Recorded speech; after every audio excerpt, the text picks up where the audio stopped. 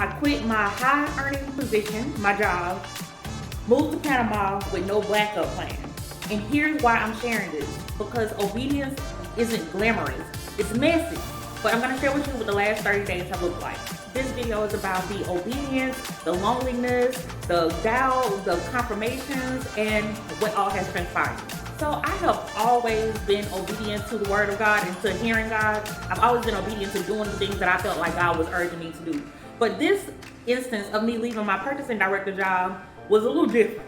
I actually love that job and I love the people that I work with. I kept feeling a tug in my spirit, but I was ignoring it and I was kind of confused about what it was because I knew that God had sent me to be in that position, but I didn't feel like it was time to go. Well, then I started having dreams and it was confirmation that I had to do something and I had to leave quickly.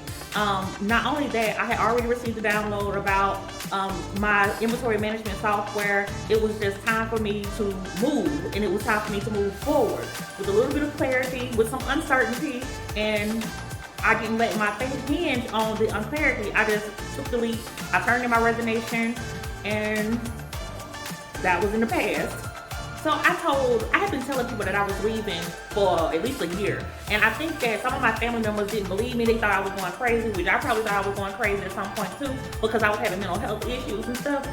But certain people supported me in my decision, and they were actually very ecstatic of me going to pursue my dreams.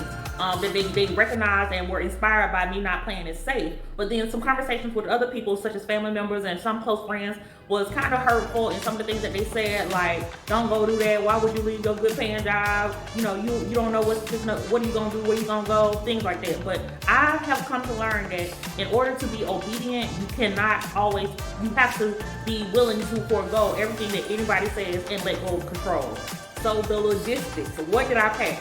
I literally came to Panama with one check bag and one carry-on bag. The clothes that I fit inside of my check bag, which was about 50 dresses and some workout gear, one pair of tennis shoes, about 3 pair of sandals, some shower shoes, and then my face, the hygiene necessities. Everything else I left at home. I left it at home in boxes and told a friend of mine to just pack it up and let my father know to take it to his house at a certain time, and that was it. I left everything. I realized that in order for me to gain control of some of the habits that I was senselessly committing and which was dragging me down, such as debt and just the environment that I was in, it was polluting my mindset and my sanity. And I just wanted to shed all of it and release it. And so that helped me out a lot. If I told you how much money I had saved up, you would literally think I was crazy to take a leap of faith, listening to God and being obedient the way that I did. I had less than $500 saved up. And my friend, who eventually decided that she was going to leave too, who is also pursuing her God-given path, her divine path, she bought my plane ticket. She bought my one-way ticket to leave America. So having friends like that and the income stream, the steady income stream that I was getting in, that was pouring into my bank account, minus the little savings that I had, yeah, I'm here. On the flight, I was so happy. I had such a feeling of relief. I was like, oh my God, I cannot believe that it is finally here. Because I had been sensing that I was going to be moving and relocating for years. And I kept packing in it, but then I was it was a mess, but it finally happened. And on the plane, I just was so relieved. And I felt like a sense of purpose that I wasn't crazy. Week 1 was just a little bit of a culture shock, not much because I've done a lot of traveling, but this will be my first time living abroad since I separated from the U.S. Navy. So the first week we spent staying in an Airbnb, which we learned was the super hood, but I felt right at home and comfortable. I never felt unsafe. There were plenty of times where we watched the soccer games from the bedroom. We didn't hear anything to be fearful of. We went to the grocery store. We walked to the grocery store. One of the culture shocks maybe was the barrier of language, that they speak Spanish is predominantly is heavily used here, and I only speak English, so that was maybe the little difficulty so far that I've been having. Other than that, the people are nice, they are gracious, they are patient. Everything's a little bit of slowed now, and the driving is a culture shock. I did not want to drive prior to moving here. I knew I didn't want my car here, but I did not know that I definitely don't need a car here, because there is no way that I can drive in this traffic. The way that they drive is a little bit shocking to me, to say the least. But yeah, I did have some uncertainty and some doubts that crept in. Some of the doubt that crept in was around being here and not having with my mental health challenges that I've experienced in the past. That was a big moments of doubt for me, and times that made me feel kind of on edge, because I'm in a foreign country. What if I have another breakdown? Where do I go? How do I get help? I don't speak the language that they speak. What happens? So I am fully trusting and committed to walking this thing out as the Lord leads and guides me. And I just think and believe in the Holy Spirit, and believe that no weapon formed against me shall prosper, and that everything that He has promised to me will go His way, and I'm moving out of my way. After week 2, we reached out to a realtor who helped me find the condo that we live in right now. It's very nice. We have city view, we have skyline view, we have ocean view, we have mountain view. It's better than I could ever have expected it to be. However, I am not upset or disappointed in the lifestyle that we are creating and that God has allowed me to experience in this time. So this lifetime, if I gotta do what I gotta do, take these leaps of faith, jump into the unknown in order to experience life abundantly, I'm jumping. I say go forward, head first, switch, diving in. So the apartment is nice.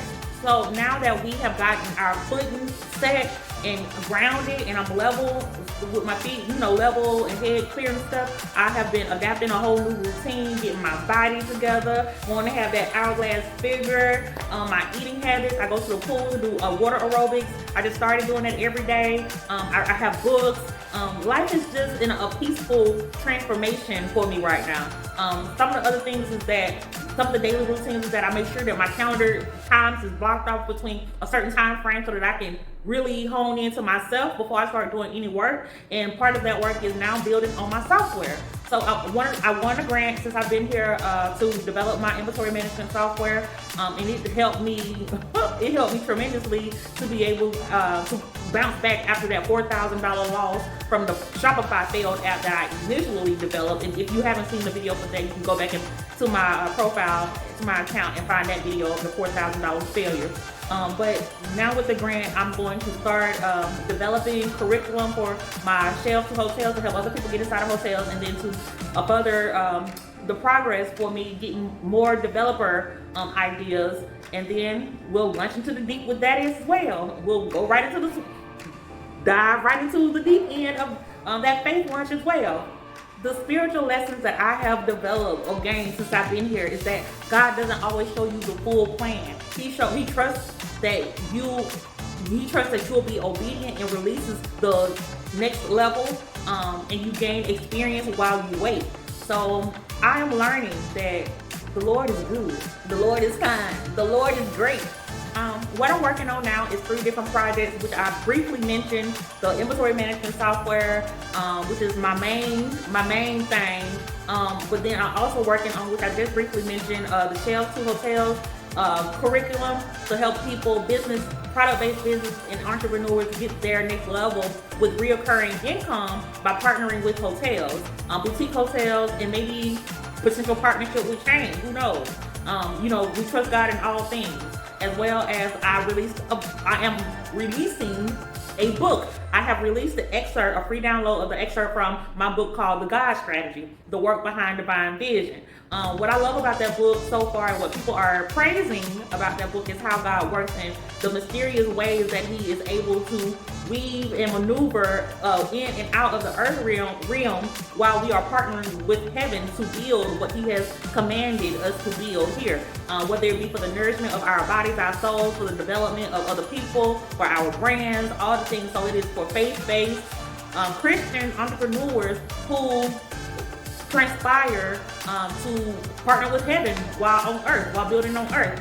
You can go to the link in my description box to download your free excerpt. Panama has been so necessary to my whole being, to my spirit, to my mental health, to my physical health, to my body, to my mind, to my soul. I know I said that already, but I just had to get it out.